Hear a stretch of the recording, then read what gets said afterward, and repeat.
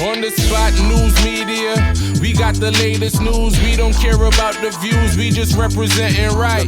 Put local news internationally every night. On the spot, wave that Jamaican flag from left to right. Let's get it right, y'all know the type. We ain't dealing with the hype, we make it take flight. Yeah, man, my viewers and subscribers, what a blessed and wonderful Wednesday morning to each and every person out there tuning into On The Spot News Media. Now, my peeps, I don't know how we do it over on this side each and every morning. We have to give thanks and praise to the Most High Creator for the preservation of life, because life is indeed the greatest. So now the morning, my peeps, I have a few stories to share with you, the regular members of Chan Public and also members of the diaspora. So please like the video, share the video, watch the entire vlog so you can get a full understanding and a better appreciation of everything we are going in Jamaica.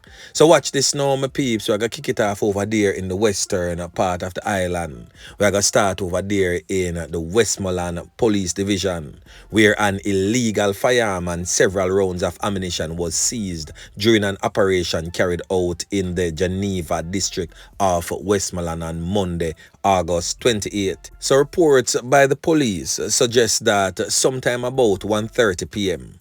a team of officers were carrying out operations in the Geneva district area when they came upon a group of suspicious-looking men.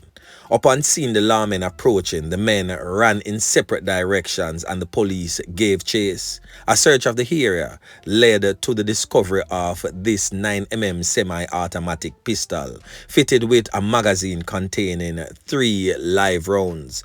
The police states that they are presently investigating and the weapon will be sent for ballistic testing. Yeah, man. Now over there in the neighboring parish of Hanover, a call center supervisor was abducted and a 1 million ransom was ordered by the criminal elements for her safe return. Now, this is a worrying trend that me see a go on in Jamaica right now, where criminal elements take what people pitney and make them know, say, yo, show about the money or the pitney are go down in a hole. Yeah, man.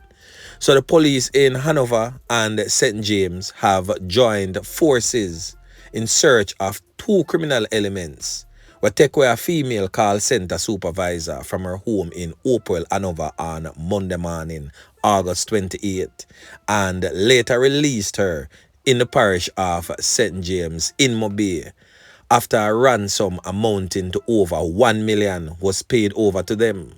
The police have reported that the 25-year-old female victim was safely reunited with her relatives shortly after the ransom was paid.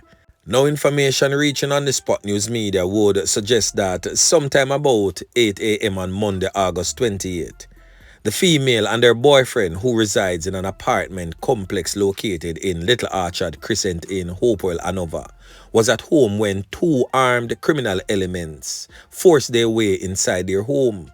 It is said that the men held the couple at gunpoint before abducting the female and instructed the boyfriend that they want a ransom for her release.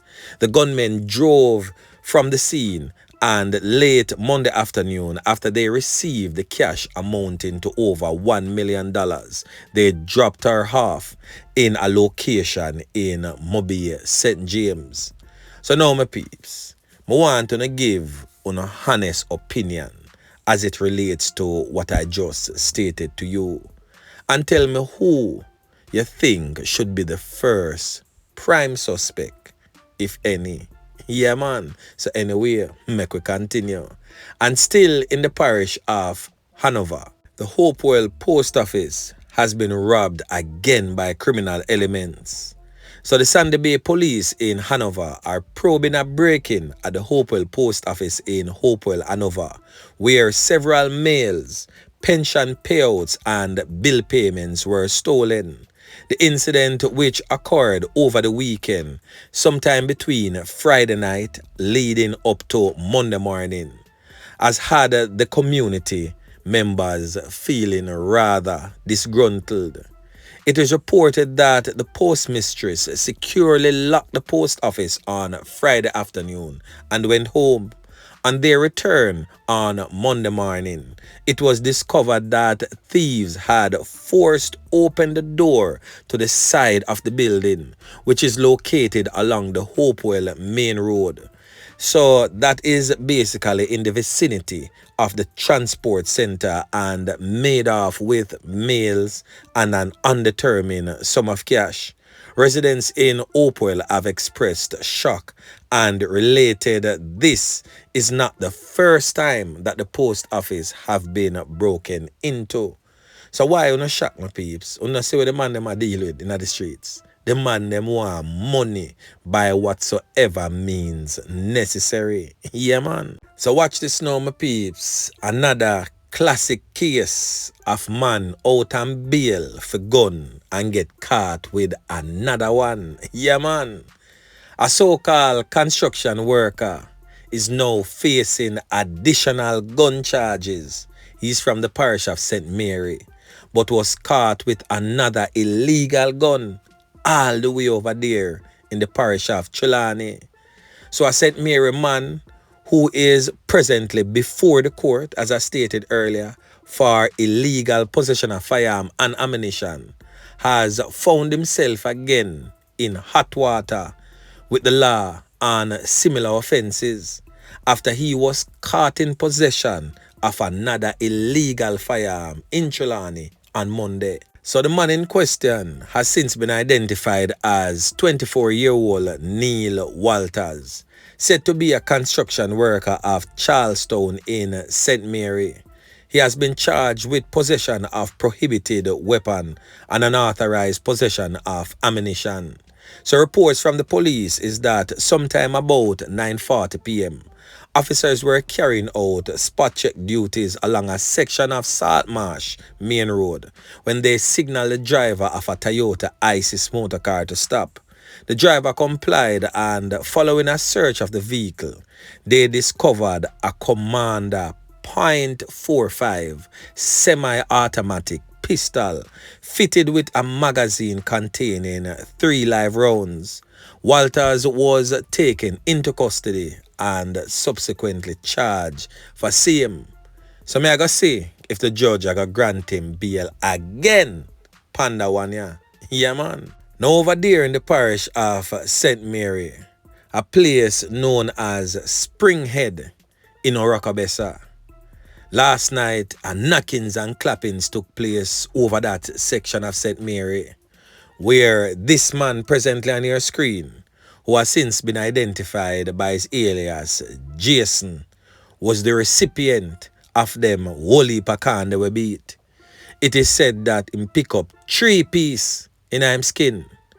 Many thought he had passed and left from the land of the living, but to their surprise, Jason is still among us. Now it is alleged that Jason is a known criminal element in the area who was recently deported from the United States. It is said that since he came back with some money and decided to open a business in the town center. So it is said that he owns a restaurant and bar in that community, but he's also heavily involved in a lot of criminal activities being perpetrated against the regular members of Chan Public in that particular area. It is said that it is not his first rodeo with rivals, as they made an attempt at his life some time ago where he was knifed up and chopped up and left for dead, but somehow miraculously survived that also after spending several months at a time in the hospital. And last night, his rivals would have struck again, this time with the use of a firearm, giving him 3 pieces, but he's presently in the hospital. He survived again. So now my peeps living in that particular area, you know the personality of this man, Jason, and you know what he's capable of. So brace yourselves as retaliation is imminent. Now over there in the St. Andrew North Police Division, the Stonehill Police in St. Andrew is reporting a knockings and clappings of a man in the Erie Castle area of St. Andrew North on Sunday, August 27th. The deceased man has since been identified as 28-year-old Ricardo Mills, otherwise known as Herbert. He's of a Granton Avenue address in Mapen, Clarendon.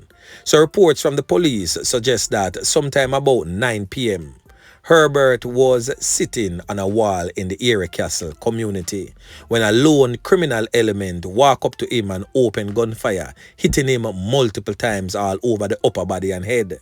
The police were summoned, and upon the arrival of the police, Herbert was discovered laying in a pool of you-know-what with multiple corn-up wounds all over his upper body and head. He was, however, transported to the hospital where he was officially pronounced you-know-what. Yeah, man. The knockings and clappings continues, my peeps. It seems as if it's a never-ending cycle of death that hovers over our heads as Jamaicans. The young men of this great nation is continuously being devoured by the dark forces of evil, and somehow they are not seeing what is really happening before their very eyes. As the spiritual warfare has engulfed us as a people and as a nation, we need to seek the face of the Creator more and to cease and desist from entering into the realm of darkness. Yeah, man. A word to the wise. But anyway, my peeps, remember to like, share, subscribe to the channel. Stay tuned to On The Spot News Media as I continue to bring you fresh news and updates in subsequent newscasts. On The Spot News Media. Yeah, man.